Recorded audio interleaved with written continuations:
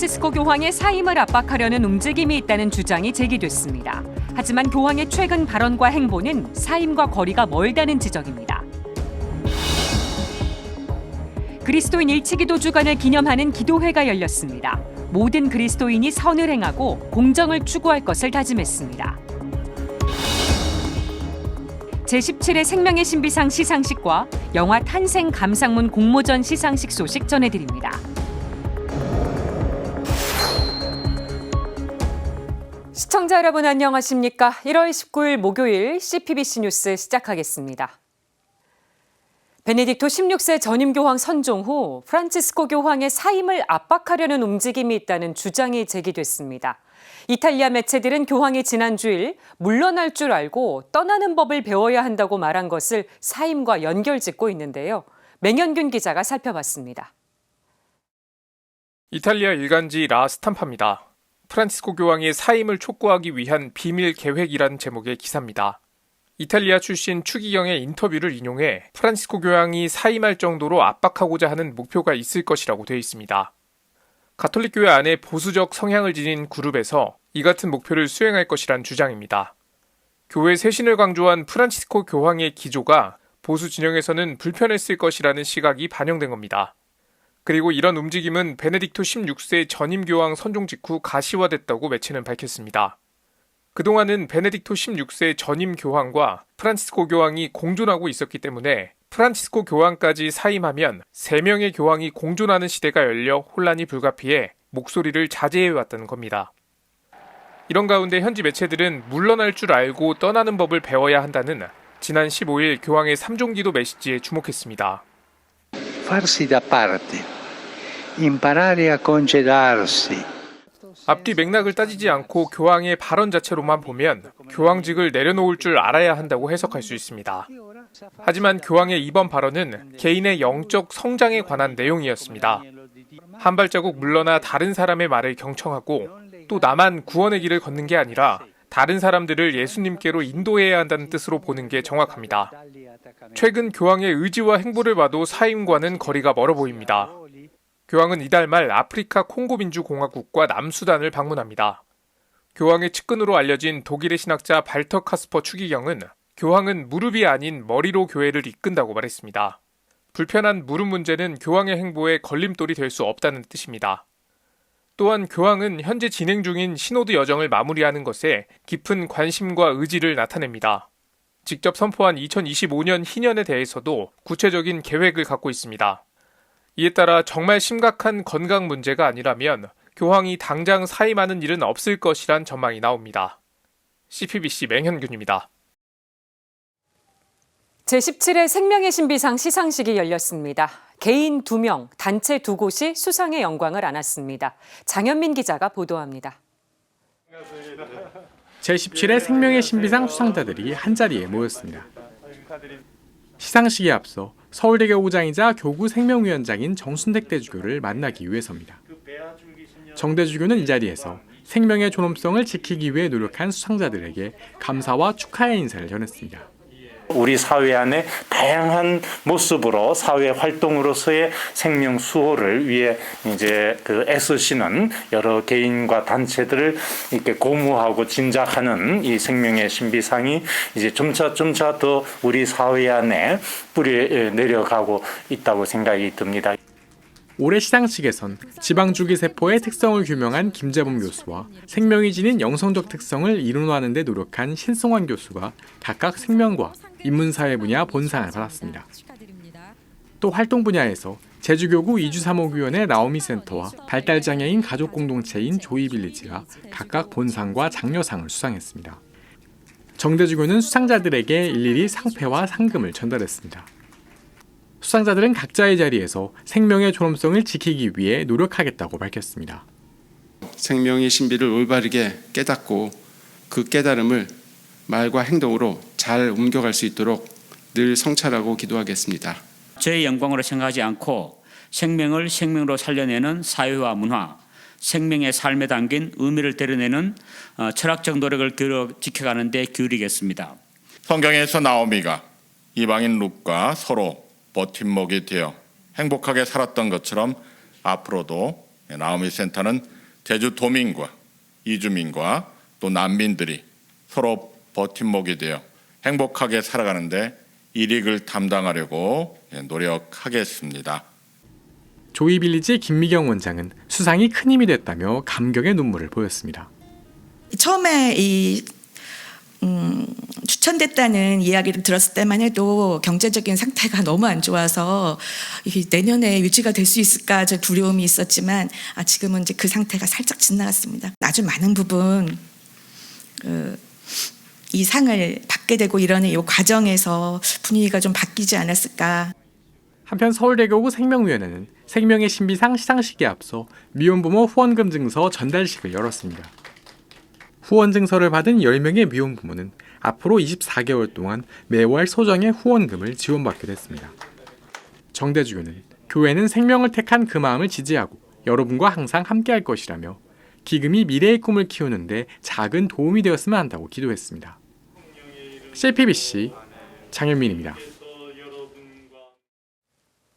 전 세계 그리스도교는 1월 18일부터 25일까지 그리스도인 일치 기도 주간으로 지냅니다. 주간 첫날인 어제 한국 그리스도인 일치 기도회가 열렸습니다. 모든 그리스도인이 하나 되어 선을 행하고 공정을 추구할 것을 다짐했습니다. 윤재선 기자의 보도입니다. 성가가 울려 퍼지는 가운데 차례로 줄지어 제대를 향해 나아가는 이들. 천주교와 개신교, 정교회 등 11개 교단에 속한 그리스도인들입니다. 주임사제가 성당에 모인 그리스도인들을 따뜻한 인사로 맞이합니다. 성령께서는 오늘 이 일치기도회를 통해서 작지만 서로를 위해 기도하고 그리스도인으로서의 형제적 사랑을 회복하는 아름다운 체험을 이끌어 주시리라 믿습니다. 이 자리에 함께 하시는 모든 그리스도인 여러분들 주님의 이름으로 환영합니다. 이어지는 고백과 용서로의 초대 시간. 그리스도를 믿고 따르는 같은 형제 자매로서 일치를 향해 나아갈 것을 다짐합니다. 깨끗이 악에서 손을 떼어라. 착한 길을 익히고 바른 삶을 찾아라. 기도회에 참여한 이들이 제대 위에 작은 돌을 봉헌합니다. 성령께 의탁하며 돌처럼 굳어진 아직과 독선의 마음을 무너뜨리게 해달라는 염원이 담겼습니다. 올해 그리스도인 일치기도 주간 주제는 이사야서 1장 17절 말씀인 선을 행하여라, 공정을 추구하여라입니다. 기원전 8세기에 활동한 이사야 예언자는 당시 불공정한 사회의 특권층과 기득권층을 비난하며 하느님 뜻에 따라 공정과 선을 행할 것을 촉구한 인물. 강론에 나선 천주교 김희중 대주교는 오늘날 우리 시대도 이사야 예언자가 설교하던 당시에 직면했던 분열의 도전을 다양한 방식으로 반영하고 있다고 언급했습니다. 그러면서 성경이 말하는 공의와 공정의 의미를 다시금 새겨볼 필요가 있다고 밝혔습니다. 공정한 의로움이란 회복적 정의이며 침묵당한 이들을 대변하는 것이고 불의를 만들고 유지하는 체제를 바꾸는 일이며 모든 사람이 존중받고 마땅한 권리를 반드시 누리도록 촉진하는 세상을 만들어야 한다는 의미를 담고 있습니다. 우리 시대의 악행과 불의에 맞서기 위해 그리스도인으로서 어떤 실천을 할 수 있는지 깊이 생각하면서 필요한 염력을 아끼지 말자고도 요청했습니다. 이제 우리는 더 넓은 시선으로 세상과 이웃을 바라봅시다. 선을 행하고 공정을 추구하며 그리스도의 향기로 살아가도록 다짐하고 주님께 필요한 도움을 간절히 청합시다. 한국기독교교회협의회 총무 이홍정 목사는 위기와 위험의 시대에 모든 그리스도인이 생명을 살리는 길에 나서자고 촉구했습니다. 정의롭고 참여적이며 지속 가능한 전환을 만들어가는 생명 살림의 길로 나가야 할 것입니다. 천주교와 개신교 등 11개 교단이 참여하고 있는 한국 그리스도교 신앙과 직제협의회는 모든 그리스도인이 선을 행하고 공정을 추구하며 이를 실천하도록 8일간의 기도 지향을 제시했습니다. CPBC 윤재선입니다. 장애아동들은 인근 학교에 특수학급이 없거나 부족해서 장거리 통학을 하거나 과밀학급이 되는 경우가 많습니다. 국가인권위원회에 장애아동 부모들의 진정서 접수가 잇따르고 있습니다. 김현정 기자입니다. 지난 4일 국가인권위원회 앞에서 기자회견이 열렸습니다. 올해 초등학교 입학을 앞둔 장애 아동의 부모가 지난해부터 근거리 학교의 교장에게 특수학급 설치를 요구했지만 받아들여지지 않았기 때문입니다. 예비 학부모는 국가인권위에 진정서를 접수하게 된 겁니다. 그러자 해당 학교는 인권위 진정서 접수 후 곧바로 특수학급을 설치했습니다. 법에 따르면 초, 중고등학교의 경우 특수교육 대상자가 단 한 명만 있더라도 학교장은 특수학급을 설치해야만 합니다. 이튿날 국가인권위원회에는 또 다른 진정서가 접수됐습니다. 경기도 고양시의 한 초등학교에 재학 중인 장애 학생의 부모가 학교장과 경기도 교육감을 상대로 특수학급을 증설해달라는 진정이었습니다. 본래 이 학교에는 전체 23개 학급 중 2개의 특수학급이 있고 특수학급 재학생은 모두 11명입니다. 그런데 올해 특수학급 신입생 5명이 들어오면서 상황이 달라졌습니다. 학급 과밀이 예상된 학부모들이 학급 증설을 요구했지만 학교장이 거부한 겁니다.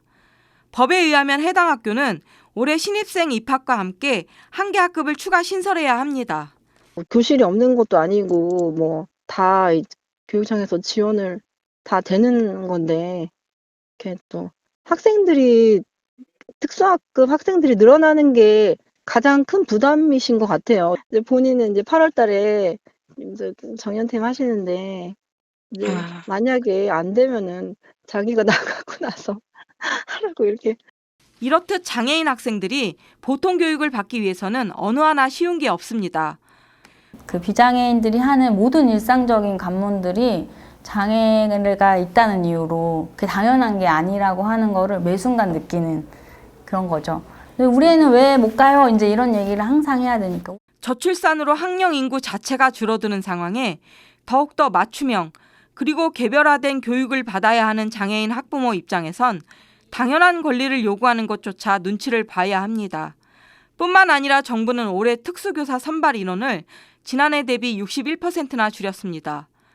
국내 특수교육 대상 학생이 1962년 이후 처음으로 지난해 10만 명을 넘어섰는데도 말입니다. 학령 인구는 전체적으로 주는데 저희 그 특수교육 대상자 수는 조금씩 늘고 있는 추세이거든요.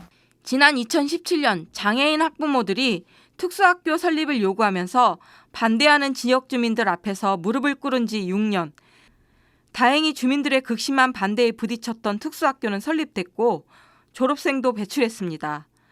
그럼에도 특수학교와 교육 인프라는 여전히 턱없이 부족합니다. 전국에 187개 특수학교가 있지만 서울의 8개 구는 여전히 특수학교가 없어 특수교육을 받아야 하는 학생들은 원거리 통학을 해야 하는 상황입니다. 장애인의 교육권, 당연하지 않다는 사실을 자각하고 우리 사회가 함께 무거운 책임을 느껴야 할 필요가 있습니다. 더 나아가서는 장애인 통합교육에 대한 진지한 논의를 시작해야 할 때입니다. 이 친구들이 일정 시간 특수 학급에서 수업을 받고 다시 일반 학급에 내려오면 그게 아무런 의미가 없는 거예요. 그냥 가만히 앉아 있는 거거든요. 그래서 이 일반 학급에 있는 시간 동안 어떻게 지원할 거냐, 어떻게 통합교육을 할 거냐 이런 논의들을 저는 지금부터 해야 된다고 생각하거든요. CPBC 김현정입니다. 성 김대건 신부의 삶을 다룬 영화 탄생 감상문 공모전 시상식이 열렸습니다. 서울 고척동 본당 송은주 씨가 대상을 받았습니다. CPBC와 가톨릭문화원이 주최한 영화 탄생 감상문 공모전 시상식이 오늘 CPBC 본사에서 열렸습니다. 대상에는 송은주 씨가, 우수상에는 임성일, 오지영, 박서윤 씨가 선정됐습니다. 대상 수상자에게는 해외 성지 순례 참가권이 수여됐고 우수상 수상자에게는 제주 성 이시돌 자연치유 수피정 참가권이 수여됐습니다. 수상자들은 영화를 통해 신앙을 다잡을 수 있었다고 말했습니다. 천주교인만이 아니고 몇 살이든 나이가 몇이든 좀 청년으로서 살고 싶은 사람들이 다 보면 좋겠다라는 생각을 했고요. 개인적으로 종교를 가진 사람으로서도 다시 태어난 경험이었지만 이번 공모전은 영화 탄생을 알리고 관객들의 영화의 의미를 더 깊이 새기도록 하기 위해 열렸습니다. 수상작들은 책자로 만들어져 배포될 예정입니다. 영화는 사순시계와 순교자 성월 등의 극장에서 꾸준히 감상할 수 있을 전망입니다. 이상으로 CPBC 뉴스를 마칩니다. 시청해주신 여러분 고맙습니다.